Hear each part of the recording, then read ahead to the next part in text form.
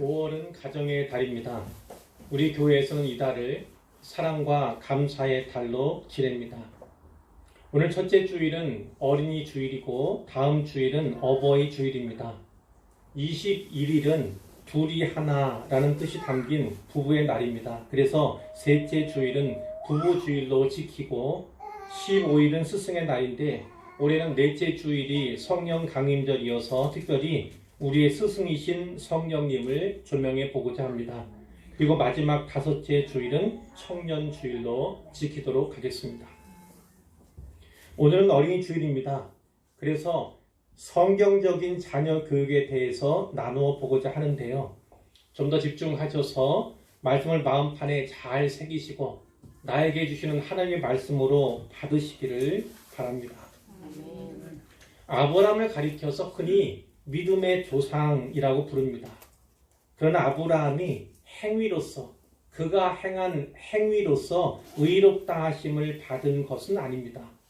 사람은 누구나 죄인이므로 행위로 구원을 얻을 수 있는 인생은 단 한 명도 없지요. 성경은 아브라함이 하나님을 믿음에 하나님을 믿었더니 하나님이 그를 의로 여기셨다고 분명히 말씀합니다. 단지 하나님을 향한 믿음을 가졌다는 그 이유만으로 그에게 구원과 은혜를 베풀어 주신 것입니다. 이와 같이 하나님은 우리의 믿음을 의로 여겨 주십니다. 믿음을 가진 신자라고 하잖아요. 믿음을 가진 신자를 의인으로 여겨 주시는 것이 하나님의 방식인 것입니다. 그러나 그렇다고 해서 아브라함의 믿음이 결코 가볍거나 작은 것은 아닙니다. 특별히 모리아산에서 보여준 그의 믿음은 하나님께서 인정하신 큰 믿음이었죠. 우리는 오늘 이 어린이 주일에 아브라함에게서 한 가지를 배우려고 합니다. 자녀 교육에 대한 성경적인 가르침이 그것이에요. 이 가르침을 자녀 교육의 모범으로 삼으셔서 성경적으로 자녀 교육을 하시면 좋겠습니다. 첫째, 아브라함은 자녀를 우상시하지 않았습니다. 아브라함은 자녀를 우상시하지 않았다는 거예요. 하나님께서는 아브라함에게 자녀를 주시겠다 이렇게 약속을 하셨지요. 그리고 무려 25년이 지난 후에 자녀를 주셨습니다. 아주 오랜 세월을 기다리고 또 기다려서 얻은 자식이에요.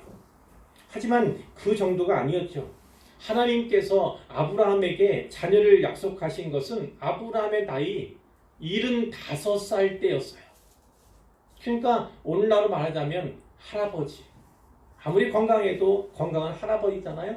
그 나이에 약속하였다는 거예요. 그리고 그 나이로부터 25년, 그러니까 아브라함이 100살이 되어서야 아들을 주신 것입니다. 그러니까 아브라함에게 아들 이삭은 금쪽 같은 내 새끼잖아요. 금쪽 같은 내 새끼.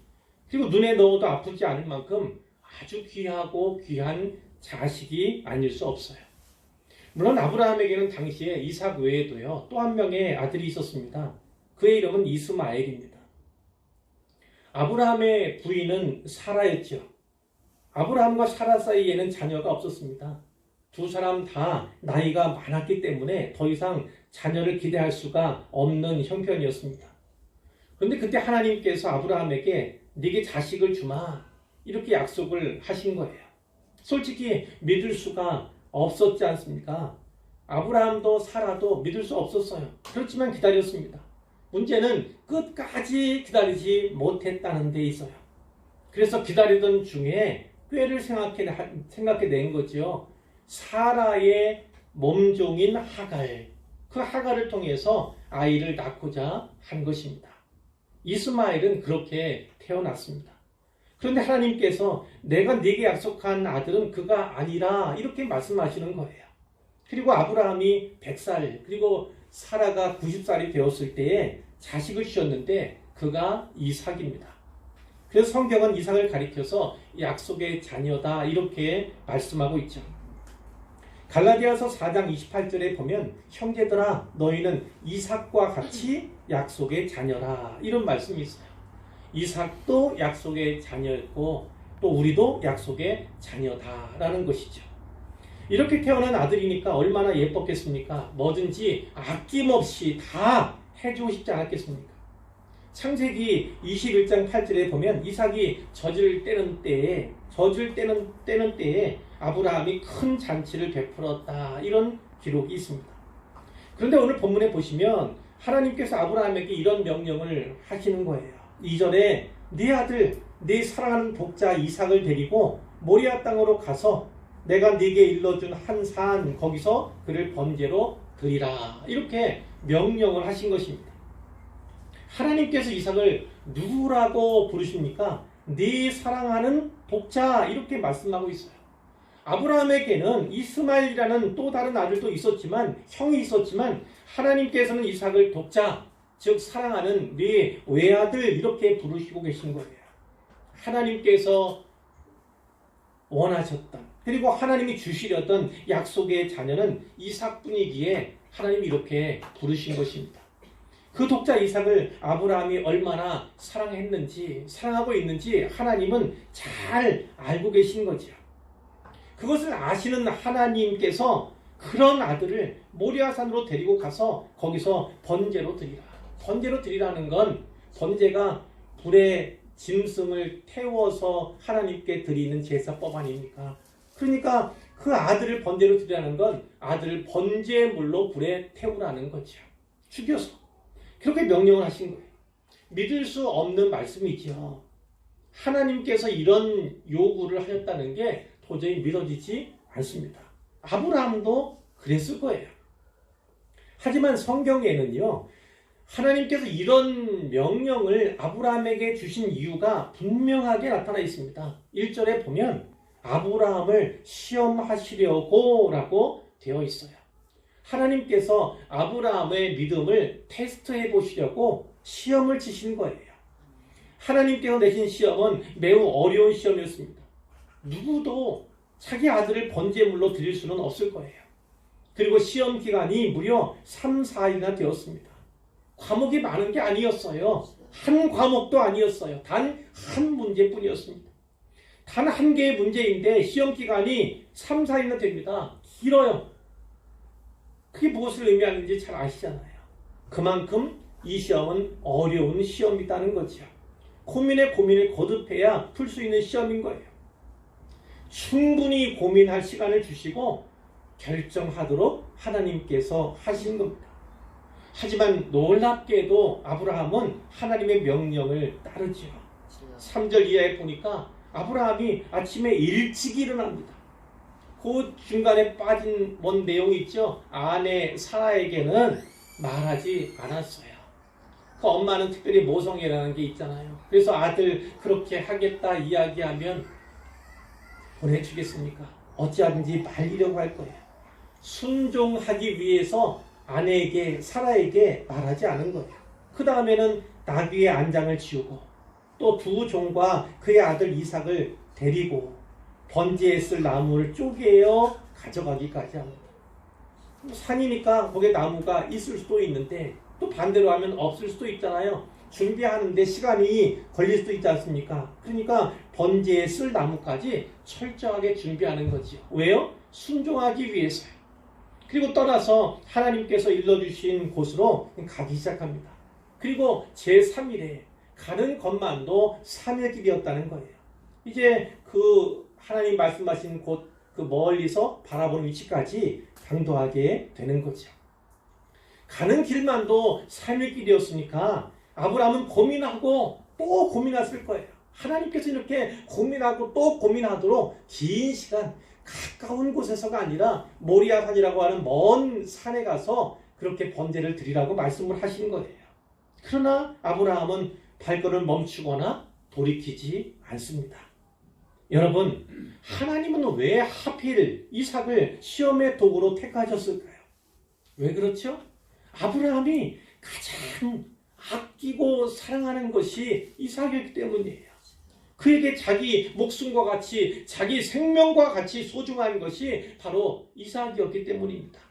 그러니까 만약 아브라함이 이삭을 하나님보다 더 귀하게 여긴다면 결코 순종할 수 없는 문제, 순종할 수 없는 명령이 바로 이것이었던 거예요. 그러므로 아브라함이 이삭을 데리고 모리아 산까지 간 것은 아무리 이삭이 내게 귀하고 소중한 자식이지만 하나님과 결코 비교할 수 없다는 사실을 그가 고백하는 것이죠. 그의 신앙 고백이 잘 나타나고 있다, 이렇게 볼 수 있습니다. 하나님보다 더 귀하게 여기는 무엇인가가 있다면 그것이 사람이든 특별히 자식이든 아니면 물질이든 간에 다 우상인 것입니다. 혹시 내 자녀가 우상이 되고 있지는 않습니까? 사람은 누구나 하나님의 형상대로 지음받은 피조물이지 결코 하나님이 아님을 기억하시기를 바랍니다. 둘째로 아브라함은 이삭에게 짐을 지우고 산을 오르게 하였습니다. 모리아산 아래 도착한 후의 모습이 5절 이하에 나타나 있지요. 아브라함이 종들에게 너희는 나귀와 함께 여기서 기다리라고 말합니다. 나귀가 있으니까 누군가는 나귀 지켜야겠지요. 하지만 그것은 한 명의 종이면 될 일입니다. 더군다나 산에 지고 올라갈 나무짐도 있잖아요. 2명의 종들 중에 1명은 남겨두고 다른 1명은 데려가면 될 일이에요. 하지만 아브라함은 2종을 다 남겨둡니다. 기다리게 하죠. 왜 그렇겠습니까? 1명이든 2명이든 하나님 명령에 순종하는데 방해가 될 요소가 되기 때문에 그것을 제거한 겁니다. 미연에 방지한 거예요. 그러나 이어지는 말 속에 하나님을 향한 그의 믿음이 잘 배어 있습니다. 내가 아이와 함께 저기 가서 예배하고 우리가 너희에게로 돌아오리라, 이렇게 말하죠. 그것이 어디에 있습니까? 그 믿음이 잘 배어 있는 부분이 바로 우리가에 있다는 거예요. 아브라함이 명령에 순종을 한다면 아들 이삭은 죽은 거잖아요. 그러면 아브라함 혼자만 내려오면 될 텐데 아브라함은 우리가 너희에게 돌아오리라, 이렇게 말하고 있어요. 하나님을 향한 신뢰가 그에게 있는 거예요. 죽지 않게 하시든지 아니면 죽어도 살게 하시는지, 이렇게 아브라함이 그것을 믿은 것입니다.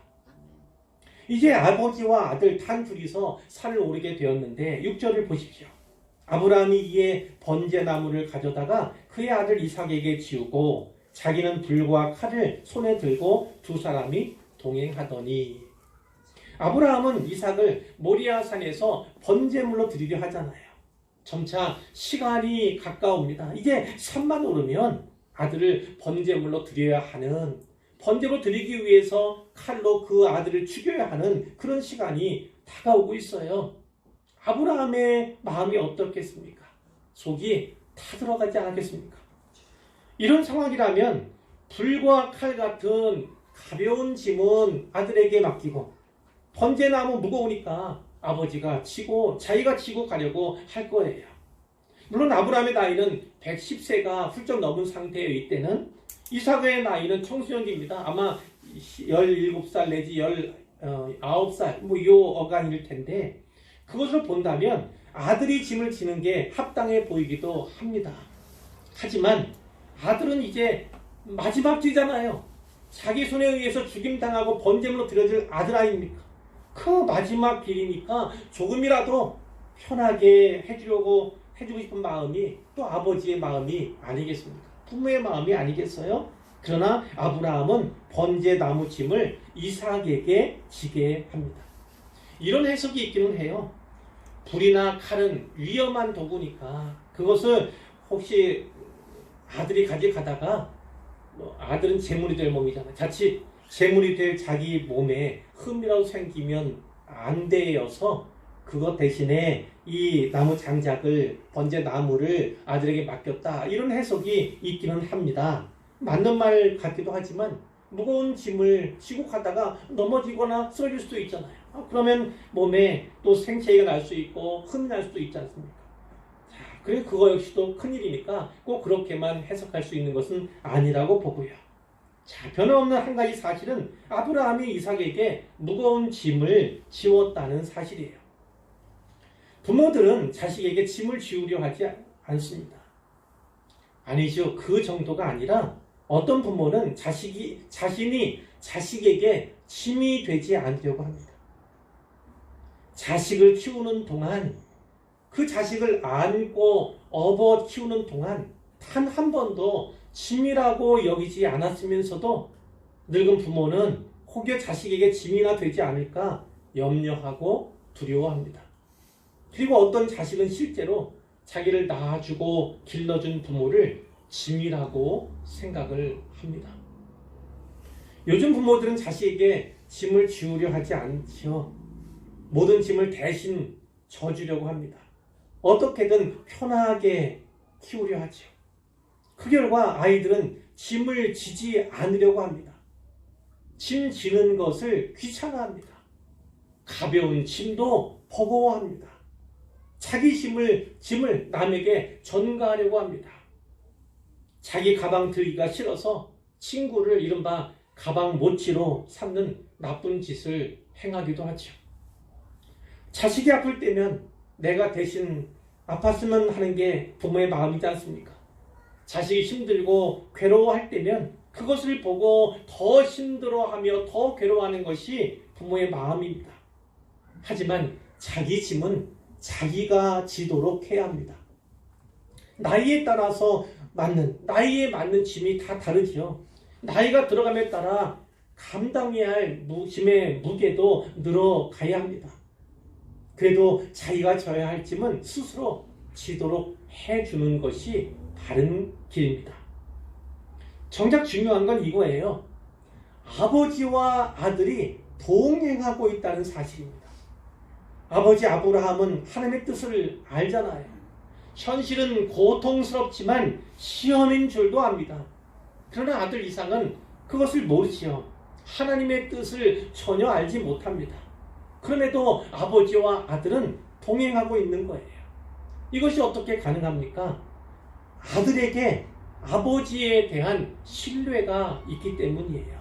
아버지가 나를 사랑한다는 그 신뢰가 있기 때문에 이 상황에서도 동행이 가능한 것이죠. 말을 바꾸어 본다면 아버지가 아들에게 무거운 짐을 지운다 할지라도 자기보다 더 무거운 짐을 아들에게 지게 한다 할지라도 아버지에 대한 신뢰가 있다면, 부모에 대한 신뢰가 있다면 자식은 그것을 기꺼이 받아들일 것이라는 말씀입니다. 그러니까 중요한 건 이겁니다.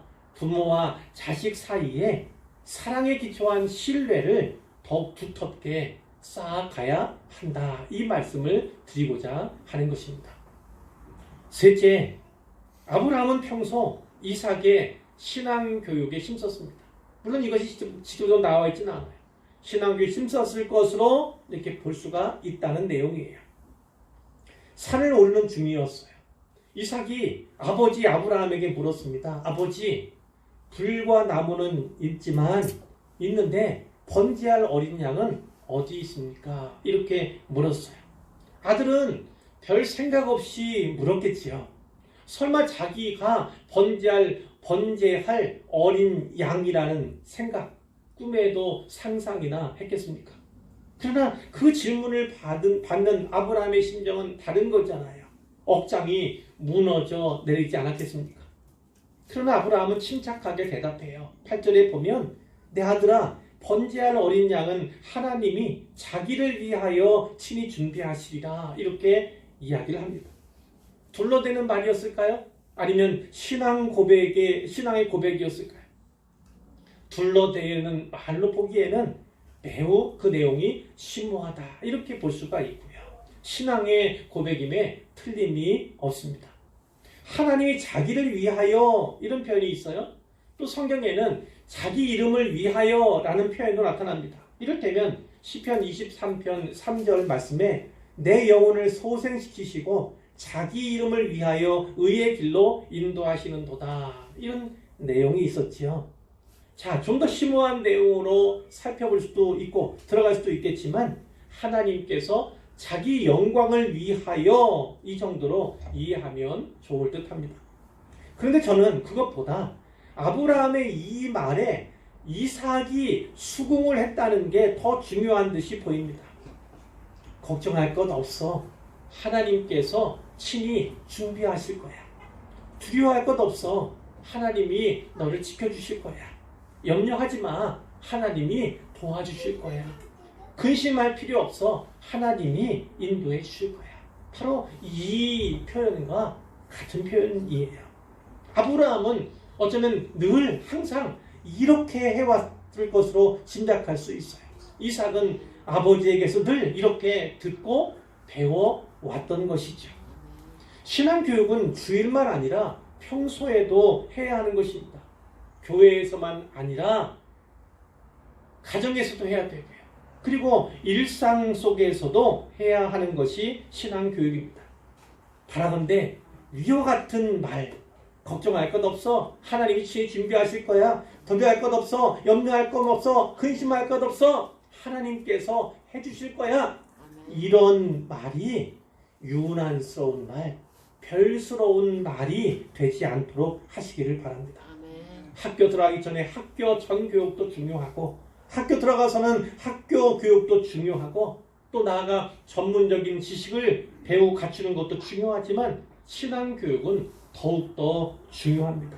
이것은 영원한 삶과 관련이 있고 영원한 세상과 관련이 있는 일이기 때문에 신앙교육을 더 중요하게 여기셔야 하는 것입니다. 말씀을 가정에서도 부지런히 가르치시기를 바라고요. 또 말씀대로 사는 것도 보여주시기를 바랍니다. 이제 마지막으로 넷째인데요. 아브라함은 자식을 하나님께 드리면 돌려받는다. 자식을 하나님께 드리면 돌려받는다는 이 본을 신이 보여주었습니다. 두 사람이 드디어 하나님이 일러주신 곳에 이르렀는데 아브라함은 거기서도 묵묵하게 자기가 해야 할 일을 하나하나 수행해 갑니다. 9절에 보니까 그곳에 제단을 쌓아요. 제단을 쌓는 시대에 시간이 걸렸을 것입니다. 그리고 거기에 나무를 벌려 놓습니다. 이삭이 지고 간 그 나무지요. 그리고 마침내 그 아들 이삭을 결박합니다. 옴삭달새 못하게 줄로 묶는 것이죠. 그리고 묶인 아들을, 결박된 아들을 그 제단 나무 위에 올려 놓는 거예요. 제물로 드리기 위해서죠. 그리고 칼을 꺼내 들고 그 아들을 잡으려고 합니다. 죽이려고 하는 것이죠. 하나님께 번제물로 드리기 위해서요. 자, 생각해 보세요. 아들은 청소년기 약 17살에서 19살쯤 되었을 그 나이에요. 그 청소년기에 있는 아들이 아버지의 이 행동을 보면서 이 행동을 자기가 경험하면서 어떤 생각을 했겠습니까? 그 나이에 아버지의 이 행동을 어떻게 용납하겠습니까? 그리고 어찌 가만히 있겠습니까? 결국 이 행동들은 가능치가 않은 일처럼 보여요. 그러나 한 가지 조건이 있습니다. 자기 아버지가 자기에 대해서 어떤 사람인가를 확실히 갖고 있다면, 그 신뢰 인식을 갖고 있다면 그것은 가능할 수도 있는 거죠. 이 상황에서 아버지는 하나님 아버지를 믿는 것이고요. 그 아들은 자기 아버지를 신뢰하는 거예요. 이 믿음과 신뢰가 있기 때문에 이 상황이 가능하다는 것을 말씀을 드리고 싶어요. 11절에 이렇게 수행 하나하나 해오면서 특히 자기 아들을 진짜 칼로 찔러 잡으려고 하는 그 상황에 여호와의 사자가, 하나님의 천사를 말하는 거예요. 하늘에서부터 아브라함을 부르기 시작했습니다. 아브라함아! 아브라함아! 두 번 불렀다는 건 그만큼 급박했다는 것이고 마음이 급했다는 거예요. 설마 자기 아들에게 칼을 들고 칼로 그를 죽일까, 찌를까, 그 생각을 천사도 하지 못했던 거지요. 다시 천사가 얘기합니다. 그 아이에게 네 손을 대지 마라. 그에게 아무 일도 하지 마라. 네가 네 아들, 네 독자까지도 내게, 이건 하나님의 말씀 대언하는 거예요. 내게 아끼지 아니하였으니 내가 이제야 네가 하나님을 경외하는 줄을 아노라. 이렇게 이야기합니다. 사자 입을 빌었지만 사실은 하나님께서 그렇게 말씀하시는 거예요. 내게 아끼지 않았다는 게 뭡니까? 네 아들의, 네 사랑하는 독자의 목숨까지도 생명까지도 내게 주려 했으니 내가 이제야 네가 하나님을 나를 얼마나 경외하는 줄을 잘 알겠다. 이렇게 하나님께서 인정을 해주시는 거예요. 그 말씀이 있은 다음에 아브라함이 눈을 들어 주위를 살펴보니까 순양 한 마리가 뒤에 있는 거예요. 전에는 이 일에 집중하다 보니까 주변 아무 상황도 눈에 들어오지 않았던 거죠. 거기에만 집중했던 거예요. 그런데 돌아보니까 이 순양 한 마리가 숯불에 걸려서 뿔이 걸려서 거기에 잡혀 있듯이 있는 것입니다. 아브라함이 가서 그 순양을 가져다가 아들 대신에 번제물로 드리게 되었고 8절에 그가 아들에게 얘기했지 않습니까? 내 아들아 번제할 어린 양은 하나님이 자기를 위하여 친히 준비하시리라. 이렇게 고백했던 것처럼 신앙 고백했던 것처럼 하나님께서 친히 그 순양을 번제물로 준비를 하신 것입니다. 아브라함이 그 땅 이름을 여호와 이레 즉 준비하시는 하나님이라는 표현으로 이름을 붙였다는 것이고요. 우리도 역시나 이레의 하나님 이렇게 부르고 있죠. 자, 히브리서 11장 믿음장인데 그 11장 17절부터 19절에 보면 이런 아브라함에 대한 기사가 있습니다. 아브라함은 시험을 받을 때 믿음으로 이삭을 드렸으니 그는 약속들을 받은 자로 돼 그 외아들을 드렸느니라.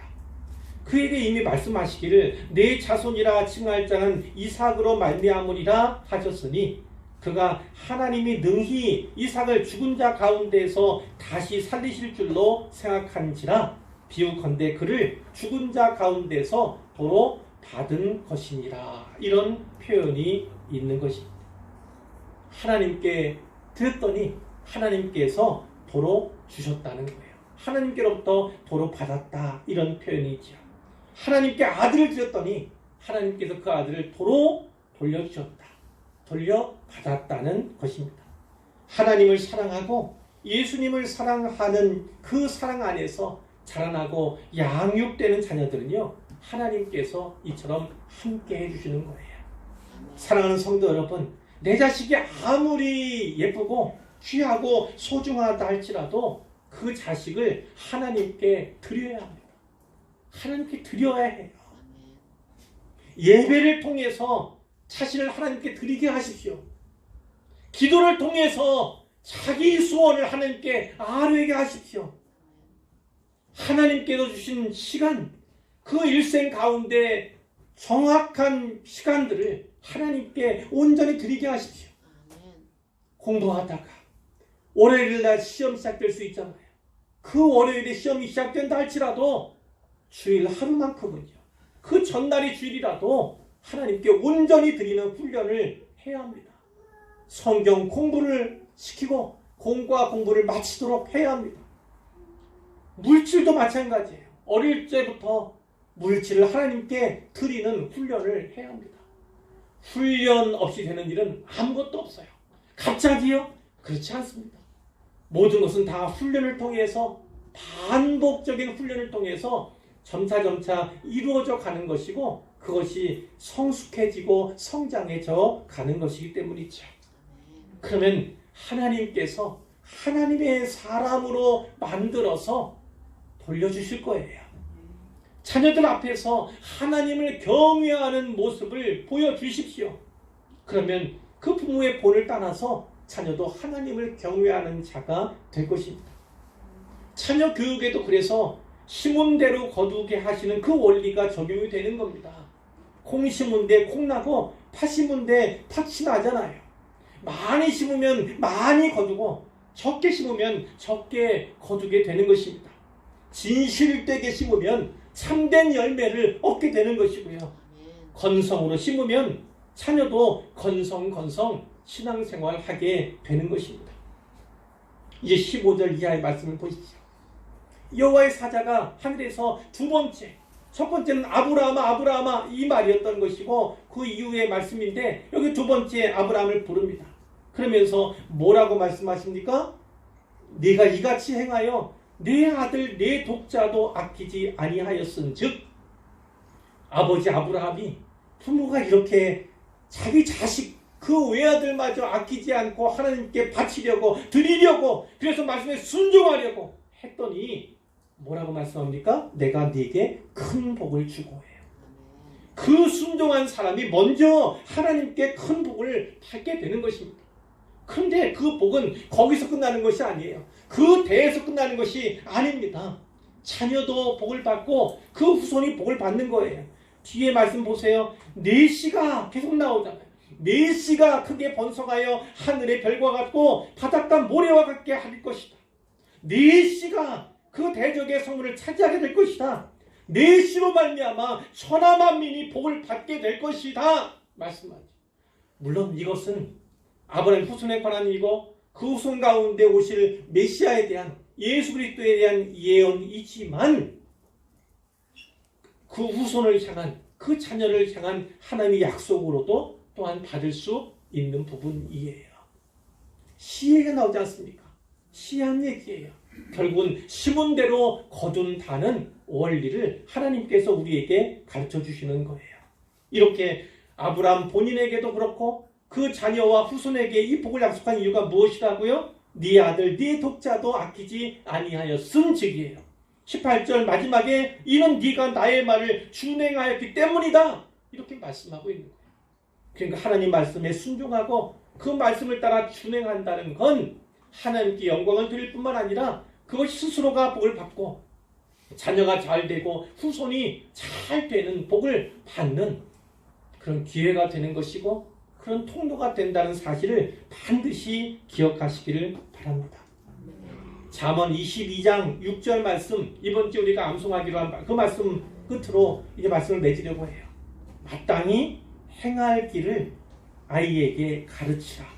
그리하면 늙어도 그것을 떠나지 아니하리라. 어린 자녀들이 있잖아요. 우리들 가운데. 그런데 이렇게 말합니다. 순종은 그 2살, 3살 때부터 가르쳐야 한다. 그때가 순종을 가르칠 수 있는 가장 최고의 적기다. 이렇게 이야기를 하곤 합니다. 그 2살, 3살 때는 어린 아이 때로부터 단 한 번이라도 아이가 부모 위에 군림하지 않도록 해야 한다는 거예요. 마치 자기가 더 높은 것처럼 자기가 왕인 것처럼 그 생각을 갖지 못하도록 해야 한다는 것입니다. 그리고 또 하나 이겁니다.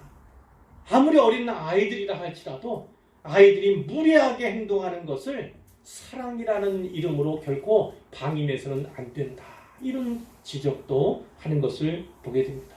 그렇기 때문에 때로는 아이에게 대해서 단호해야 한다는 겁니다. 사랑인 것처럼 다 포용하고 수용하는 것이 사랑이 아니라는 것이죠.